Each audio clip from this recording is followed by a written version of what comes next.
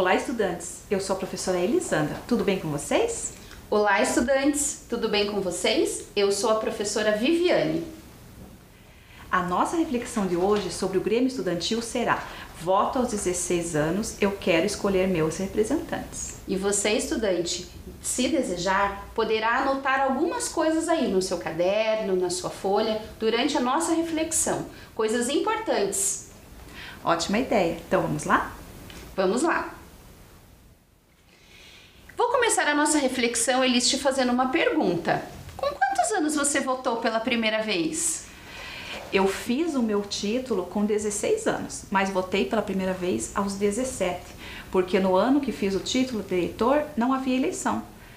Estava somente previsto para o próximo ano. Que coincidência, Elis! Eu também tirei o meu título eleitoral com 16 anos. Isso foi em 1991 e nesse ano não estava previsto a eleição. Então eu votei e escolhi os meus representantes pela primeira vez em 1992 com 17 anos.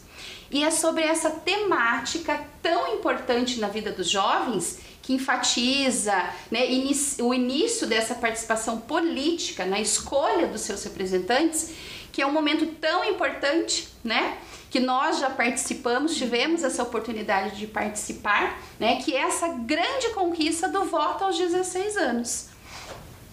Isso mesmo, e durante a nossa conversa vamos conhecer sobre a campanha iniciada pela UNE, a União Nacional dos Estudantes, e UBS, a União Brasileira dos Estudantes Secundaristas, que se chama Se Liga 16.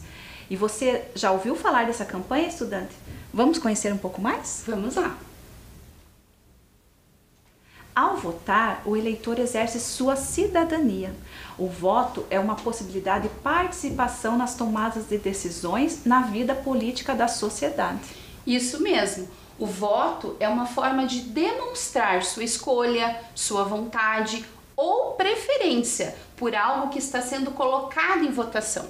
Então, eu vou dar um exemplo para vocês. Nas eleições, ao votar em um candidato, eu expresso a minha vontade de que esse candidato seja eleito, né? A decisão de escolher esse candidato é feita com base nas minhas crenças, nos meus valores, no que eu acredito que ele fará para melhorar a nossa cidade, nosso estado ou nosso país. E o voto é uma ferramenta muito importante em uma democracia e direito de todo cidadão, né, Vivi? Isso mesmo. Nós temos o direito de escolher os nossos representantes, mas também a responsabilidade de acompanhar as ações.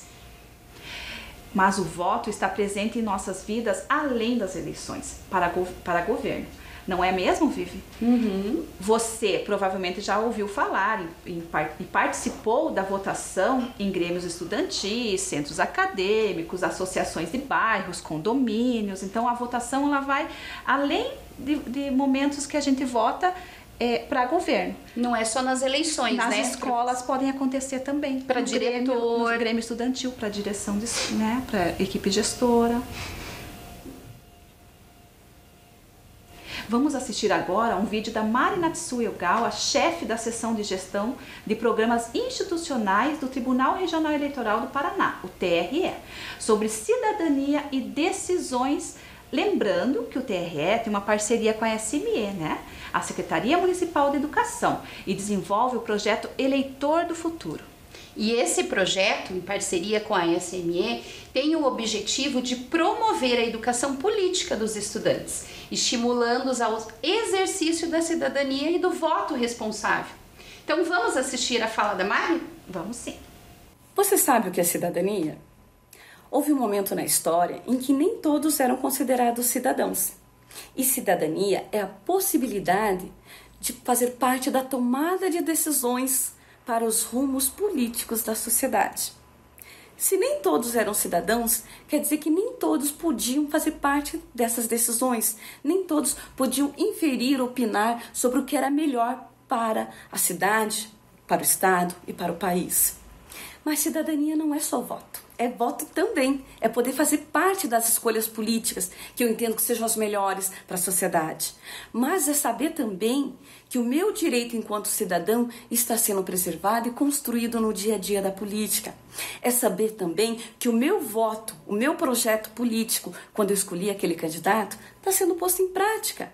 Que isso está sendo respeitado, porque foi a escolha democrática, a escolha da maioria dos eleitores. Isso é cidadania. Houve um momento em que nem todos podiam votar. Por exemplo, a mulher. A mulher só passou a votar a partir da década de 30. 1934 foi quando a mulher pôde votar pela primeira vez. Negros não tinham direito ao voto. Havia o que a gente chama de voto censitário, ou seja, era necessário haver uma renda mínima. Não era qualquer um que votava, você tinha que ter pelo menos um salário adequado para ser considerado eleitor. E hoje todos nós temos essa possibilidade, independente se eu estou desempregada, se eu ganho bem, se eu sou homem, se eu sou mulher, se eu sou negra, se eu sou japonesa, todos temos condições de votar e de ver o nosso projeto ser construído, exercer a nossa cidadania, garantir os nossos direitos e os nossos deveres. Esse entendimento de cidadania deve conduzir o Grêmio na execução das suas ações. Deve pensar todos os cidadãos, deve pensar que todos eles têm os seus direitos e tem que pensar que todas as ações devem ser no sentido de melhorar a condição de vida dessa população, que são os eleitores da escola. A gente está pensando no universo micro, que é o Grêmio, que é a escola, mas a gente deve levar isso também para toda a nossa vida. Democracia e cidadania andam de mãos juntas, de mãos dadas, e é preciso ter muito claro isso na hora de discutir e pensar ações para a construção de propostas do Grêmio. Conforme a fala da Mari Ogawa, perceberam a importância da participação dos jovens na escolha de seus representantes? O Grêmio Estudantil representa os primeiros passos no exercício da cidadania dessa participação social. E ao analisar as propostas e escolher em qual chapa irá votar, você está exercendo a sua cidadania. Mas não basta votar, né, Elis? É necessário também acompanhar a efetivação dessas propostas dentro da escola. Isso mesmo. E em 1988, o movimento estudantil, representados pela UBS e UNES, somou forças na campanha Se Liga 16, que estimulava a juventude a participar das eleições presidenciais de 1989. Em tempos sem internet, em que informações tinham poucos meios para circular, a movimentação da UBS conseguiu até emplacar vídeos em rede nacional de televisão. Que bacana. Dados de 1990 mostraram mais de 2 milhões de eleitores com menos de 18 anos cadastrados no Tribunal Superior Eleitoral, o TSE. E desde então, a campanha Se Liga 16 tem sido uma campanha permanente para conscientizar os jovens de seus direitos democráticos. O incentivo é para que o jovem faça o seu título eleitoral e principalmente se informe e acompanhe e cobre os candidatos escolhidos. O movimento pelo voto aos 16, liderado pela União Nacional dos Estudantes, a UNE, e pela União Brasileira dos Estudantes Secundaristas, a UBS, conforme a gente já comentou, né? E pela União da Juventude Socialista, a UJS, nasceu em decorrência da expressiva participação dos secundaristas e adolescentes nas lutas democráticas nos anos 80. E quando um jovem de 16 e 17 anos decide usar o seu direito de votar e escolher os seus representantes, o resultado é impactante, não só agora, não só para agora, mas também para o futuro. Votar é a chance de ter a nossa voz respeitada, de criar consciência sobre as coisas que acontecem no nosso país, no nosso estado ou na nossa cidade. Veremos agora uma animação sobre o voto, animação que faz parte da campanha da Justiça Eleitoral, o Jovem Eleitor.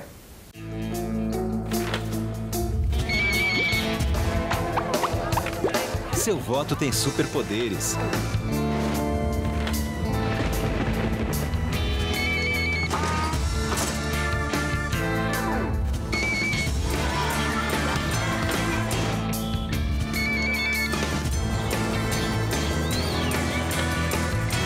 Procure um cartório eleitoral, tire o seu título e faça a diferença.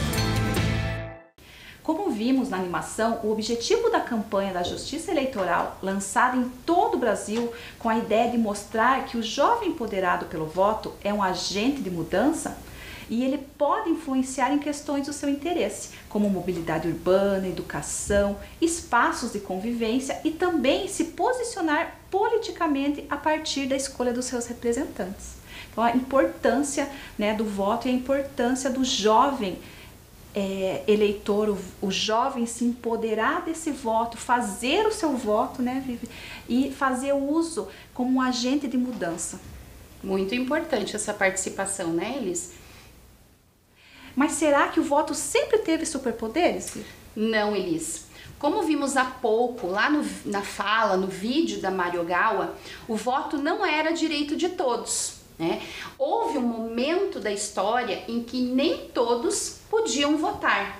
Os menores de 21 anos, as mulheres, os analfabetos, os mendigos, os soldados rasos, indígenas, representantes do clero, eles estavam impedidos de votar.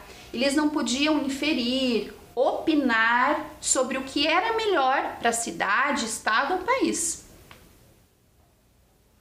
E mais recentemente na história política do nosso país, o regime ditatorial do golpe militar de 1964 impediu a manifestação mais legítima de cidadania, ao proibir o voto direto para presidente da República e representantes de outros cargos majoritários, como governador, prefeito e senador. Apenas deputados federais, estaduais e vereadores eram escolhidos pelas urnas. Esse regime, ele destituiu o presidente João Goulart, fechou emissoras de rádio e televisão e a censura tornou-se prática comum. O voto está presente há muito tempo na história, né, do nosso país. E fatos curiosos e marcantes aconteceram. Vamos ver alguns, Vivi? Ah, vamos sim. Então, eu vou pegar aqui um fato, o primeiro fato, trouxe aqui curiosidades e fatos importantes. Número 1, então eu tenho o voto direto para presidente e vice-presidente apareceu pela primeira vez na Constituição Republicana de 1894. Fato interessante esse, né, Elis? Prudente de Moraes foi o primeiro presidente a ser eleito pelo voto direto e foi após esse período que se instalou a chamada política café com leite, onde os governos, né, eram ocupados alternadamente pelos estados de São Paulo e Minas Gerais. E o voto direto é um momento importante, não só para a história política do país, mas especialmente para o cidadão, porque ele representa a manifestação direta ao eleitorado, sem intermediação, com a garantia de sigilo nas votações, fator de liberdade do eleitor e a universalidade da habilitação dos cidadãos. Então vamos mais a um fato? Vamos sim.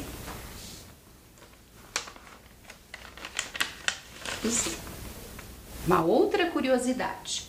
A presença feminina chegou às urnas em 1932, quando foi instituída uma nova legislação eleitoral e as mulheres conquistaram o direito ao voto. Importante e interessante esse fato, né? Sim, foi um movimento muito importante para a história do nosso país. Foi depois da Segunda Guerra Mundial que aconteceu essa conquista. Agora pergunto, você já ouviu falar em sufrágio? Será que voto e sufrágio são a mesma coisa, Vivi? Bom, Elis, o sufrágio está mais relacionado ao poder do voto. É um direito do cidadão. O voto é o instrumento, é a maneira pela qual exercitamos o sufrágio. Ou seja, o sufrágio é o direito de votar e o voto é como esse direito se concretiza.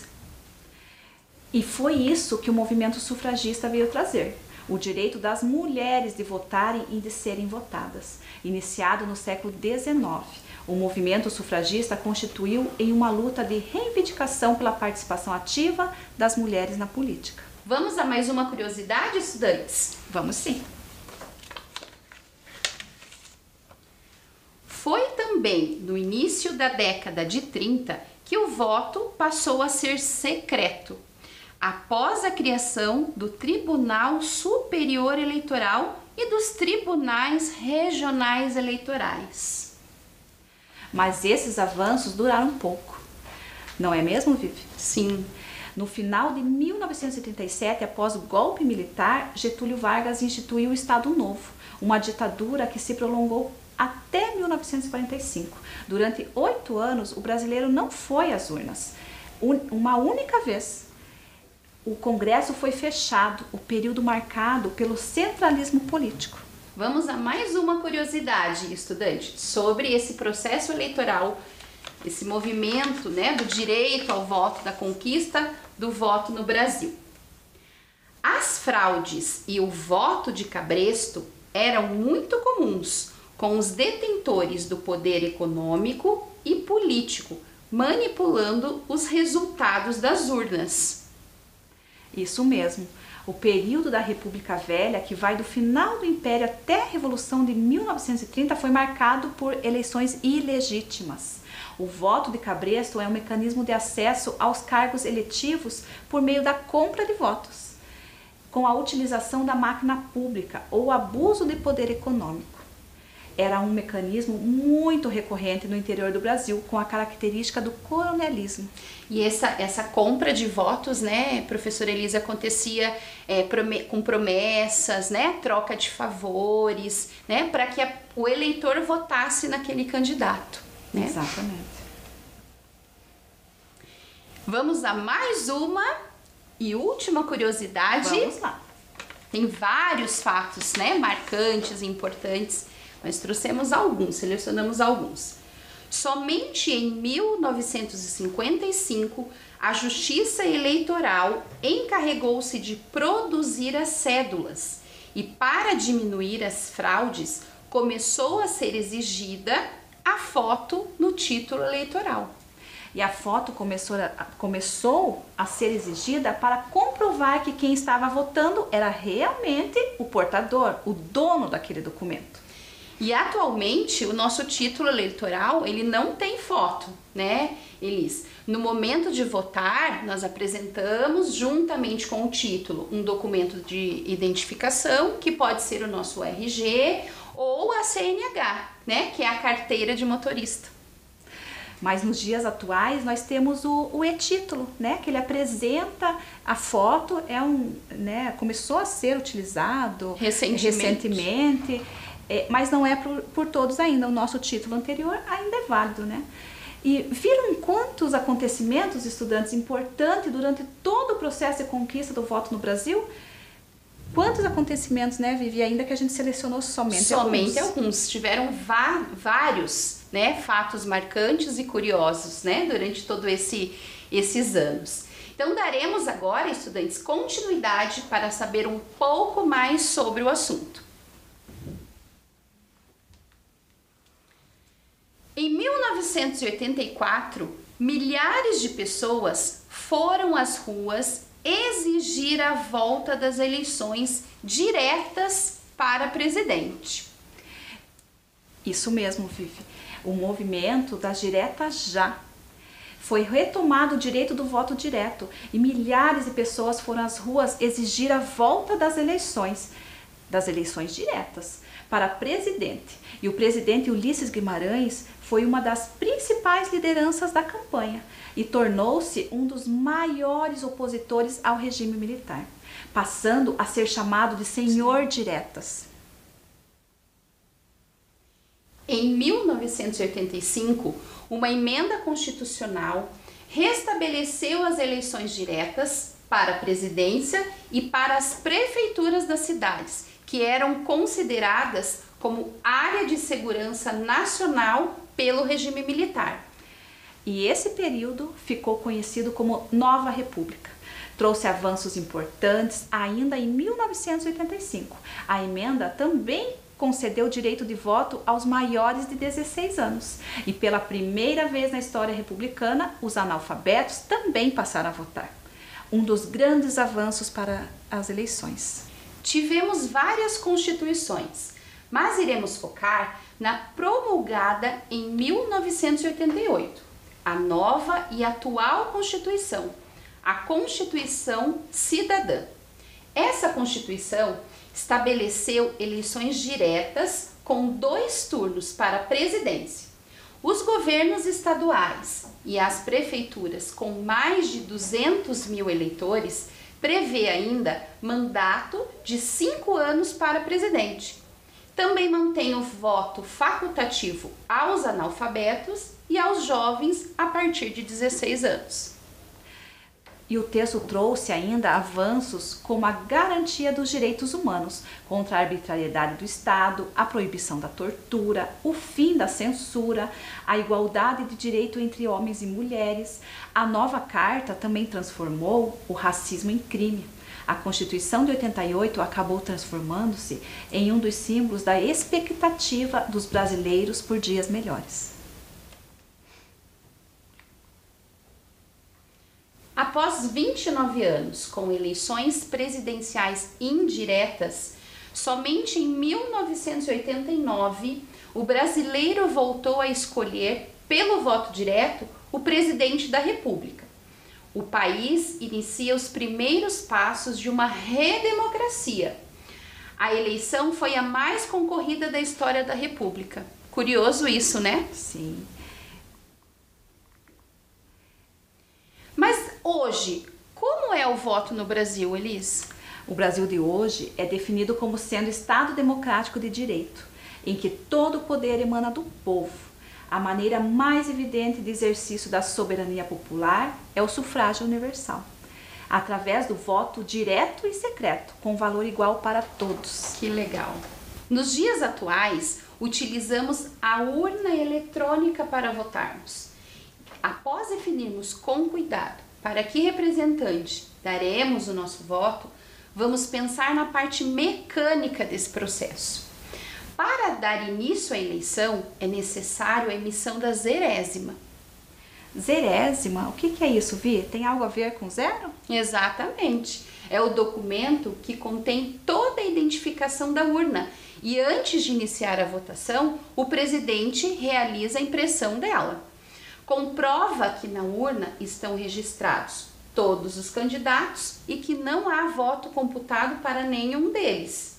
Ou seja, confirma que a urna tem 0 voto. E aí sim pode-se iniciar a votação.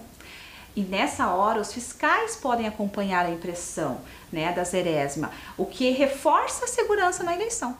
E é bom lembrar que o fiscal, além de acompanhar a impressão da zerésima, também deve zelar para que os outros fiscais cumpram a sua função e não façam campanha nesse momento.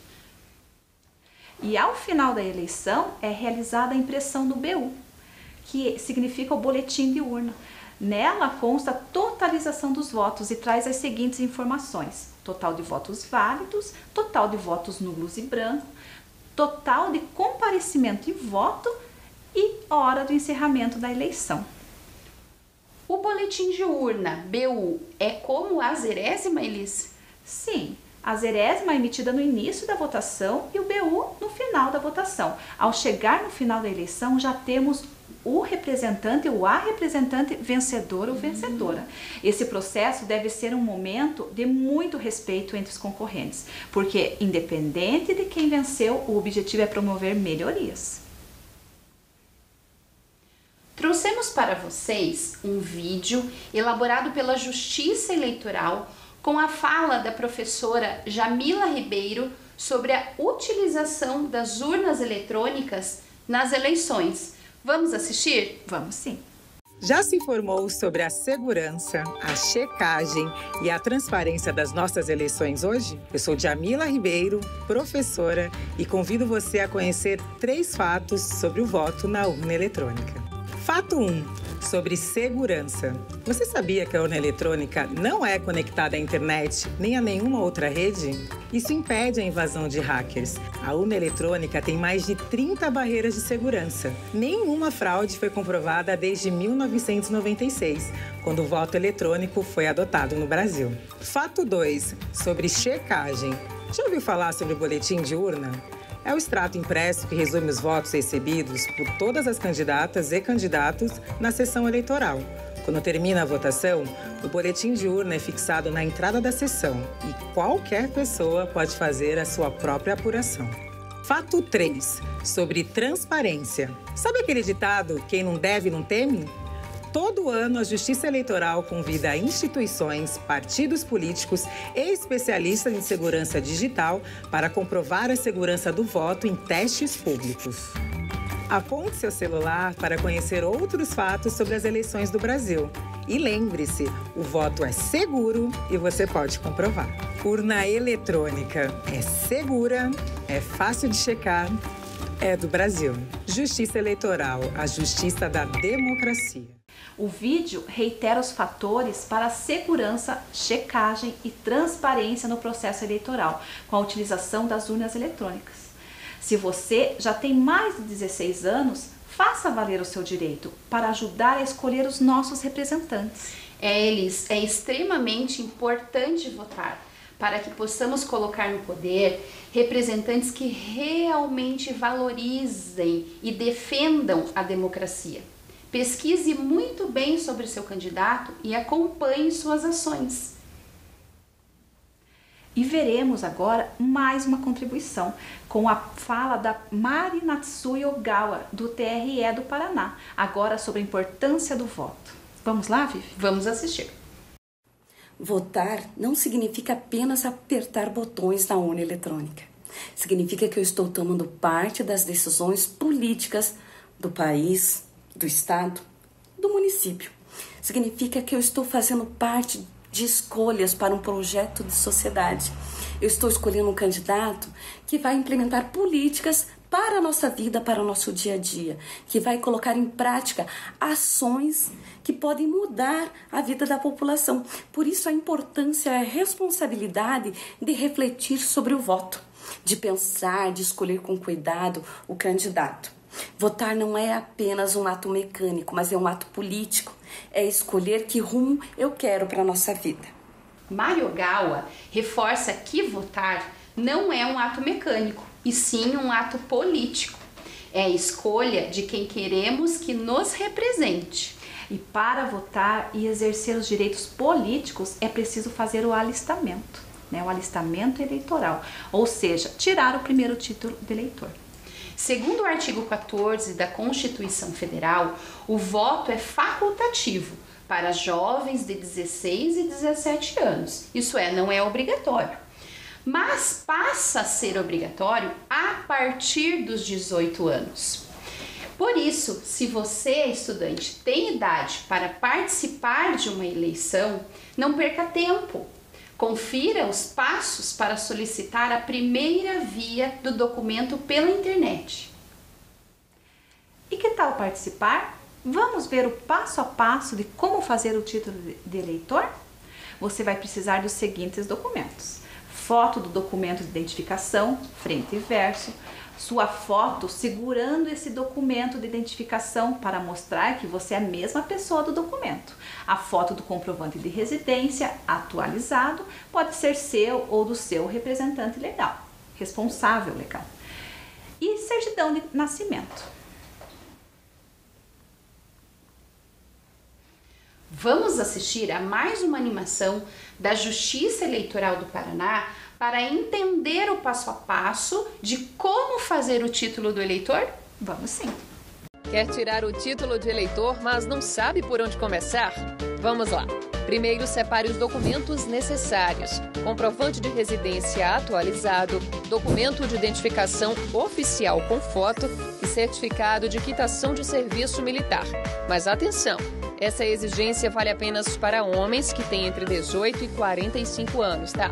Você também vai precisar tirar uma foto selfie segurando o documento de identificação ao lado do rosto. Separou tudo? Entre no site tse.jus.br, vá até a aba Eleitor e Eleições. Em seguida, clique em Título Eleitoral e em Tire seu título. Desça a barra de rolagem até a opção Iniciar seu atendimento remoto. Selecione o estado e na opção Título de Eleitor, escolha Não Tenho. Preencha os campos, anexe as fotos obrigatórias e confira os dados pessoais.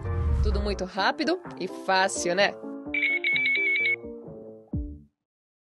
A animação trouxe orientações para a aquisição do título de eleitor. Você compreendeu como se dá esse passo a passo? Se animou para fazer o seu? Então, estudantes, preparamos para vocês um super quiz para testar nossos conhecimentos e verificar o que aprendemos dessa reflexão de hoje. Vamos lá, Elis? Vamos juntos? Vamos sim!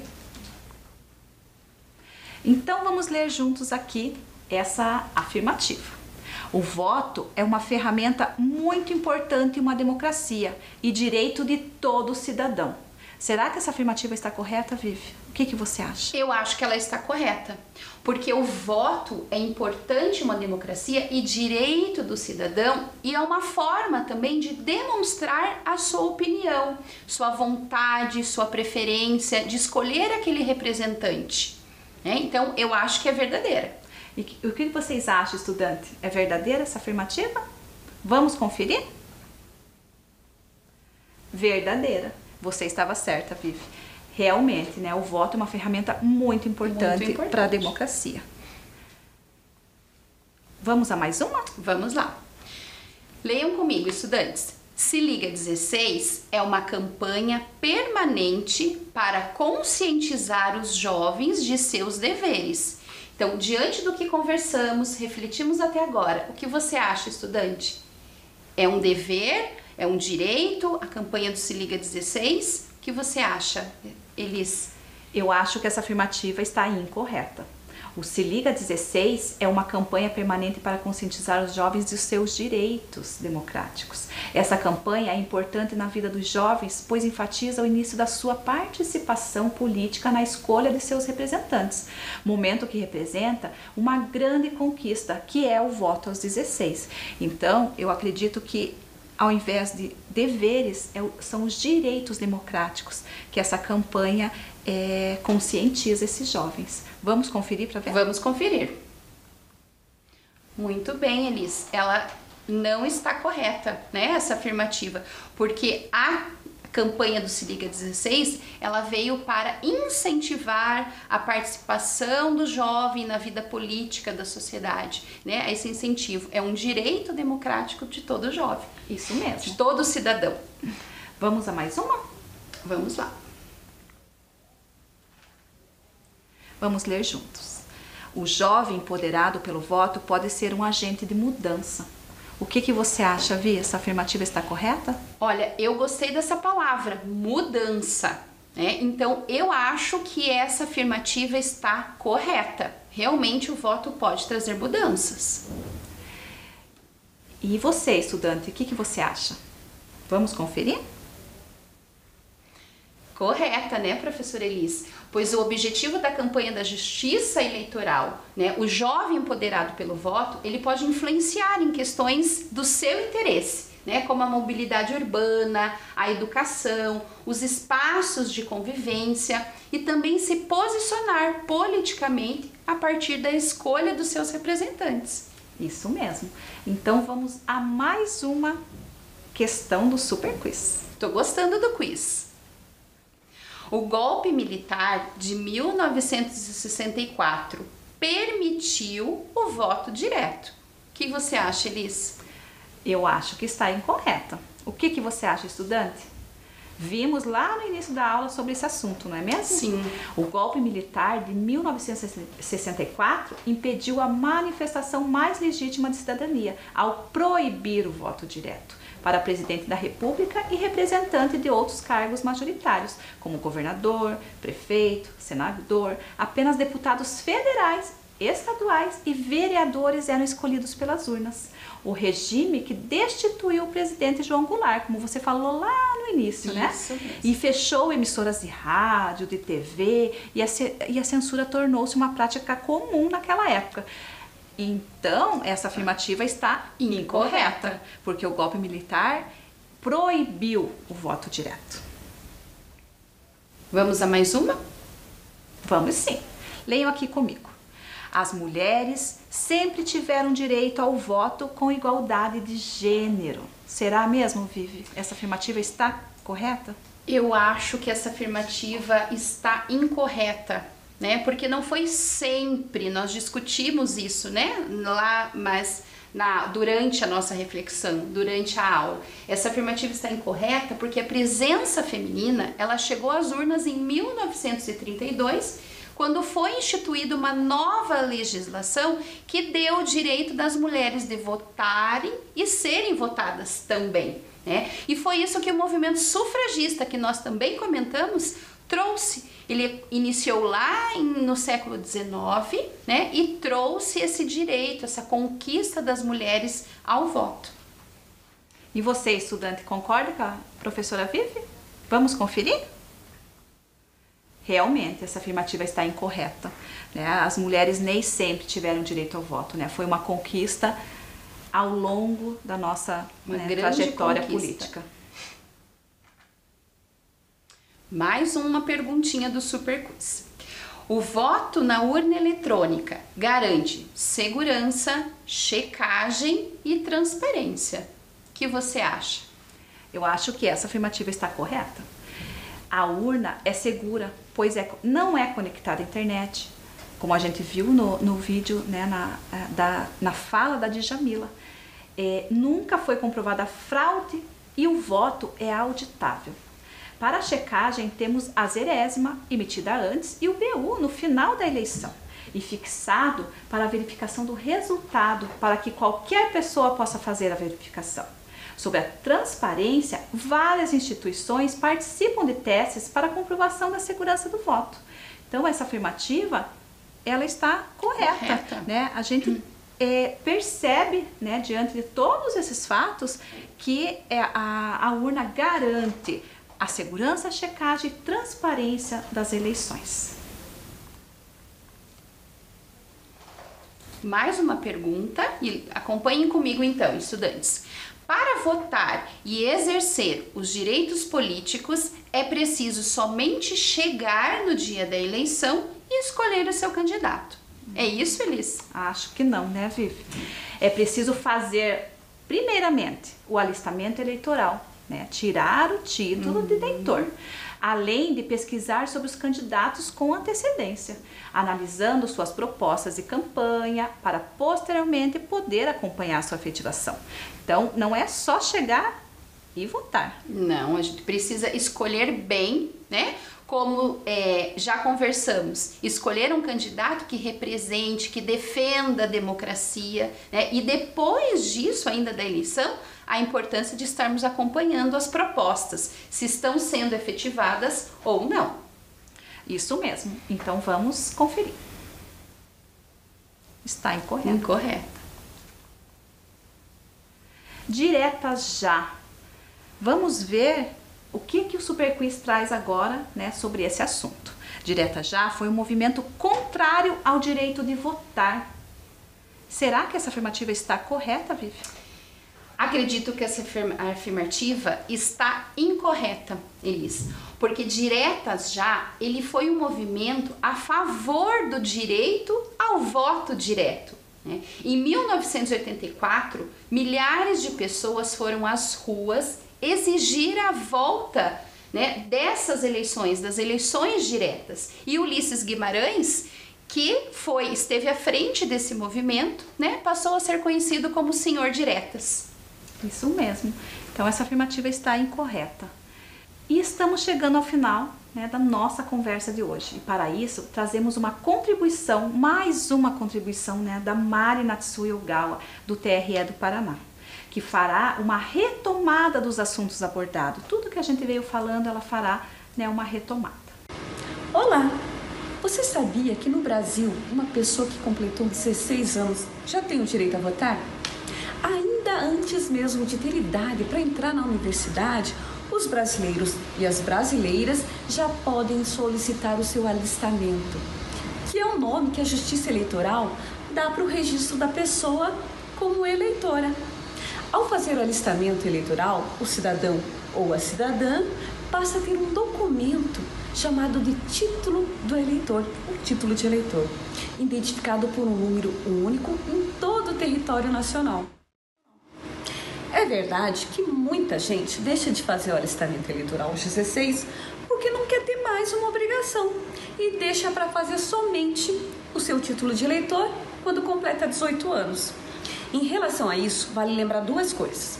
Primeiro, se você faz o seu título aos 16 anos, mas por algum motivo não vota, não há problema algum, pois o voto só é obrigatório a partir dos 18 anos. Segunda, a participação política é algo que se exige das pessoas em todas as situações das suas vidas. Então não se engane, até mesmo a decisão que você toma ao definir uma lista de convidados para uma festa é uma decisão política, no sentido amplo do termo. Quanto antes você despertar para o fato de que quem não participa das decisões políticas fatalmente sofrerá as consequências de decisões tomadas por pessoas, por políticos que não foram escolhidas por você, é melhor. Isso porque a todo momento nos deparamos com realidades que são resultados de decisões políticas. Então, nada mais justo que nós lutarmos por nossos direitos como cidadãos. As pessoas com menos de 40 anos não têm memória dos tempos da ditadura, quando a liberdade dos brasileiros era muito restrita. Não podíamos manifestar nossas opiniões caso não concordássemos com o governo. Não elegíamos nossos representantes políticos. A redemocratização, a volta ao regime democrático, só veio depois de muita luta por parte da sociedade e da perda de pessoas que tiveram a coragem de se posicionar contra a ditadura. É dessa época o movimento Direta Já, a maior mobilização popular que o Brasil já viu. Foi uma grande batalha que nós, herdeiros desses verdadeiros heróis, temos o dever de honrar. Que tal começar pelo desenvolvimento da sua consciência política, com a participação quanto antes na escolha dos seus representantes? Que tal, hein? No ano que vem, teremos novamente as chamadas eleições gerais. Eleições para os cargos de presidente e vice-presidente da República, governador e vice-governador, senador, deputado federal e deputado estadual. Se você completar 16 anos até a data das eleições, 2 de outubro de 2022, você tem o direito a requerer seu alistamento eleitoral para que consiga votar. Atualmente, o atendimento da Justiça Eleitoral acontece exclusivamente online por causa da pandemia. É possível que isso em breve seja revisto, retomado e o atendimento presencial retorne. Mas ainda não há uma data definida. Mas você pode requerer seu título eleitoral no modo online consultando o site do Tribunal Regional Eleitoral do Paraná. E vamos chegando ao final, né, Vivi, da nossa reflexão de hoje. Reflexão importante e interessante a de hoje, né, Elis? E para finalizar, é bom lembrar: votar é um ato de democracia, fazer valer os seus direitos e exercício da cidadania. Assim como votar nas eleições oficiais é importante, é também fundamental votar e participar das eleições para o Grêmio Estudantil da sua escola, não é mesmo, Vivi? Muito importante, né? Assim como nas eleições, estar escolhendo quem vai te representar dentro da escola é também fazer parte, né, desse movimento, desse empoderamento do jovem. Desse processo democrático. Então, nos despedimos, né? Tchau e até o próximo encontro. Tchau, estudantes, até o próximo encontro e se cuidem. Se cuidem.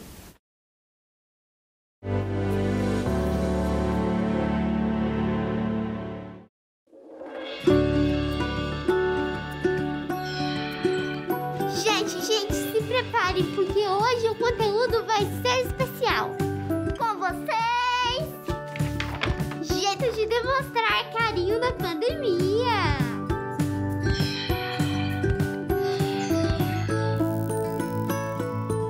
Jeito número 1, o pezinho. Não é lá muito afetivo, mas já é um clássico. Jeito número 2, o autoabraço à distância. O segredo é abraçar você mesmo como se estivesse abraçando o outro. E imaginar que você está recebendo um abraço do outro no seu próximo abraço. Deu pra entender?